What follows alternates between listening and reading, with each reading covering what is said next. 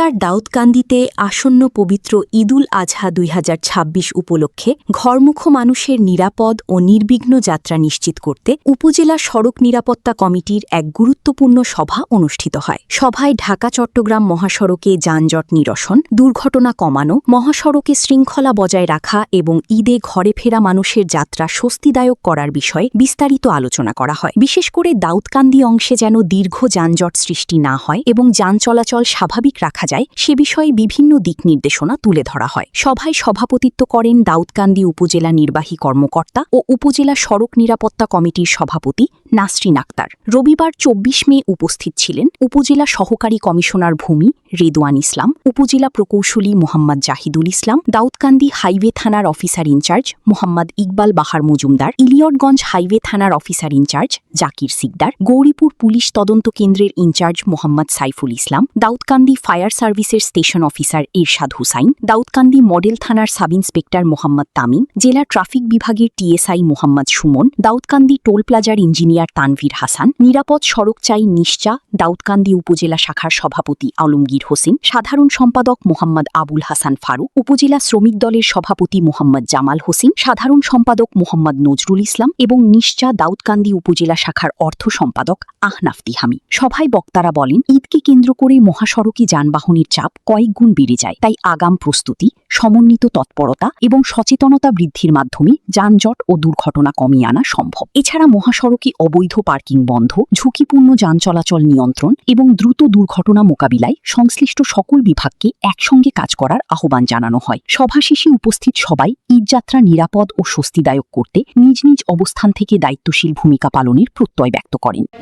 শুধুমাত্র আমাদের যেই বিষয়টি কেন্দ্র করে আমরা এত সময় ধরে এখানে সবাই বসে আছি, এই বিষয়টা যেন ফ্রুটফুল হয় সেটা একটু সবাই নজর দেবে। ধন্যবাদ সবাইকে। মহাসড়কে যারা আছি, ইলিয়টগঞ্জ হাইওয়ে পুলিশ নিশ্চিন্ত নিরাপত্তা ব্যবস্থার জন্য আমরা তৎপর আছি। আমাদের ইতিপূর্বে আমাদের পুলিশ সুপার মহোদয় বিভিন্ন নির্দেশনা দিয়েছেন। যখন শিফট চেঞ্জ হয়, দয়া করে আপনি 4টা বা 5টা কাউন্টার আছে, একসাথে করবেন না। 5 মিনিট 10 মিনিট এদিক সেদিক করে দিলে হবে কি, একটা লাইন চলমান থাকবে। চলমান থাকলে এই যানজটটা হবে না। ড্রাইভার যখন দেখবে যে আমার 3 নম্বর কাউন্টারটা চলমান আছে, সে কিন্তু 3 নম্বর কাউন্টারটাতেই যাবে। ট্রাকের উপরে অবস্থান করতেছিল, মালামাল ছিল, মালামালের উপরে অবস্থান করতেছিল। আমার মনে হয় যারা ভিতরে ছিল, বিশেষ করে ড্রাইভারের পাশে এবং ড্রাইভারের পিছনে যে সিট খোলা আছে সেই সিটে যারা ছিল তারা খুব একটা ইনজুরির মতো করে নেয়। এখন প্রতিনিয়ত আমাদের এই ফুটপাত এটা ওইটা থাকবে। এটি নিয়মিত উপজেলা নির্বাহী অফিসার, ওসি দাউদকান্দি, জেলা ট্রাফিক বিভাগ, মডেল থানার তদন্ত কেন্দ্র পুলিশ প্রতিনিধিত্ব করছে। তবে একটা খুব স্বস্তিদায়ক, আজকে টানা 4 দিন গরিপুর ফেডারেল ব্রিজে কোনো ভাসমান দোকানপাট নাই। এই জিনিসটা আমার খুব ভালো লেগেছে। আমি কৃতজ্ঞতা জানাচ্ছি উপজেলা নির্বাহী অফিসার মহোদয় এবং ওসি দাউদকান্দি বিভাগকে। কিছুদিন আগে শুনেছিলাম গরিপুরে লাভবাহিক পরিবহন আছে, যেটা গরিপুর থেকে কুমিল্লা চলার অনুমতি নাই। সেটা শুধু সেই ওয়ে থেকে চলবে।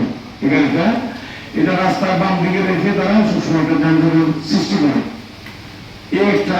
আরেকটা হলো একতা যে পরিবহনটা হোমনা থেকে কুমিল্লা যায়, সেটা উঠতেই গরিপুর বাজার পেরিয়ে মেন রোডের বাম দিকে গাড়িটা রেখে দিলে এখানে একটা যানজট সৃষ্টি হয়। এটা সমাধান জরুরি দরকার। এটা যদি এখান থেকে সবাই এলে সামনে মেন রোডের বাম দিকে একটু রাস্তা তারা এস্টাবলিশ করে দেওয়া যায়, তাহলে এই যে যানজটটা এখান থেকে থাকবে না। সূচনা community.tv, বিনোদনের পাশাপাশি খবর।